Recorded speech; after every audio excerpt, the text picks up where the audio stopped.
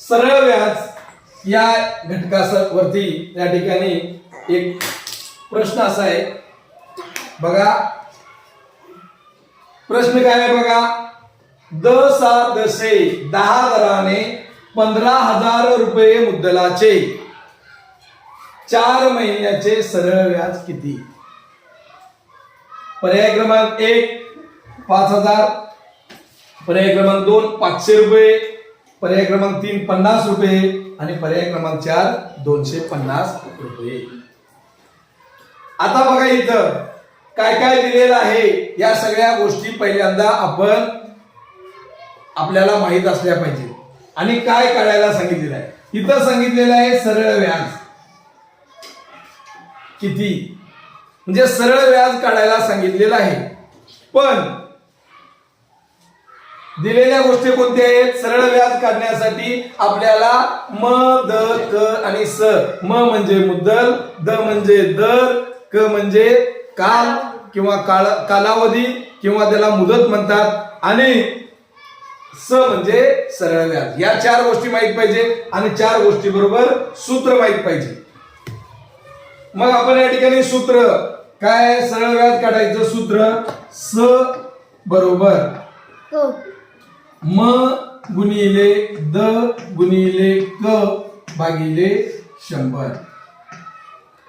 हे सरळ व्याज काढायचं सूत्र आहे. मग या गणितामध्ये किंवा या उदाहरणामध्ये यातलं काय काय दिले तर स काढायला सांगितलेलं आहे. म दिले का? म म्हणजे मुद्दल. मुद्दल किती आहे? मुद्दल या ठिकाणी दिलेलं आहे. मुद्दल जे आहे तर ते 15,000 रुपये. मुद्दल 15,000 रुपये. त्यानंतर द म्हणजे दर. दर दिलेला आहे का? दिलेला आहे. दर किती आहे? दर साल दर शेकडा. दर साल दर शेकडा 10 दराने म्हटलेला आहे, म्हणजे 10 रुपये दर आहे. दर किती आहे? 10 रुपये. आणि हे फार महत्वाचं आहे. दर साल दर शेकडा. दर वर्षाचा दर हा शेकडा 10 रुपये आहे, म्हणजे 100 रुपयाला एका वर्षासाठी 10 रुपये आहे. आणि इथं कालावधी जो दिलेला आहे, कालावधी किंवा त्याला या ठिकाणी मुदत म्हटले जाते, तर मुदत किती आहे तर 4 महिने आहे.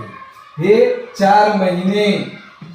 मग इथं आपल्याला या ठिकाणी लक्षात घ्यायला पाहिजे हे जसा जसे जो दर जो दिलेला आहे तर तो दर जो आहे दर साल दर शेकड्याचा, एका वर्षाचा दर, 100 रुपयाचा दर किंवा शेकड्याचा दर. शेकडा म्हणजे 100 रुपयाचा दर या ठिकाणी एका वर्षाचा 10 रुपये आहे. इथे या ठिकाणी कालावधी मात्र महिन्यात दिलेला आहे. मग हे आता सूत्रात मांडायचं कसं तर हे मांडत असताना लक्षात घ्या हे 12 महिन्यापैकी 4 महिने. एक वर्ष. दर साल दर शेकडा दर साल. साल म्हणजे वर्ष. एका वर्षात किती महिने असतात? 12 महिने असतात. म्हणून 12 महिन्यातले हे 4 महिनेचा दर आपल्याला सरळ व्याज काढायला सांगितलेला आहे.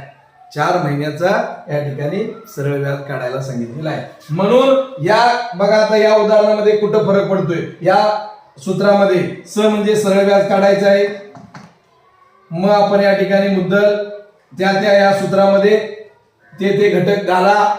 मग म्हणजे मुद्दल आहे 15,000 गुणिले दर आहे 10 रुपये गुणिले कालावधी आहे 4 महिने.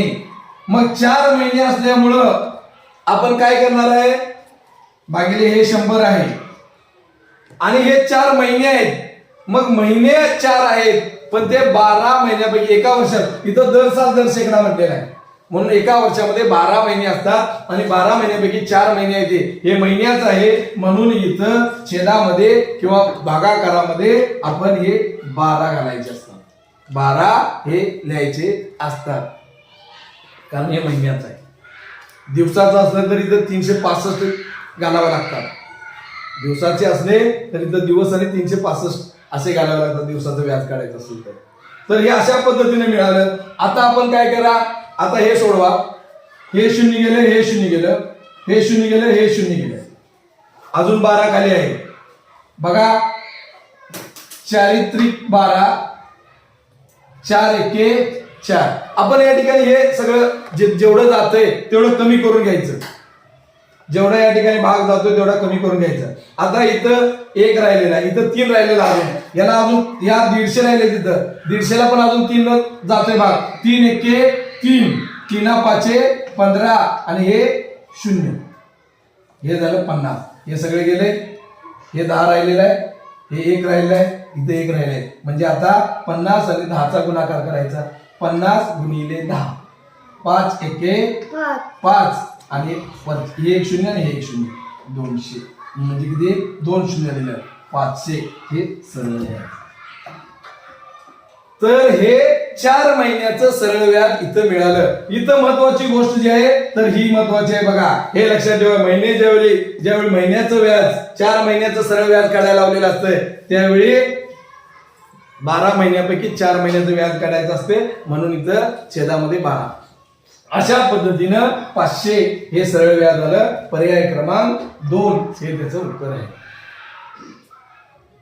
हे जर उदाहरण तुम्हाला समजलं असेल किंवा मी सांगितलेली जी क्रिया आहे जर ती तुम्हाला अगदी चांगली वाटत असेल तर त्याला लाईक करा, शेअर करा, सबस्क्राईब करा आणि अशाच नवनवीन गोष्टी जर तुम्हाला या ठिकाणी पाहिजे असतील आणि सर्वात आधी जर तुम्हाला सूचना पाहिजे असतील तर त्यासाठी बेल आयकॉनवर क्लिक करा. धन्यवाद.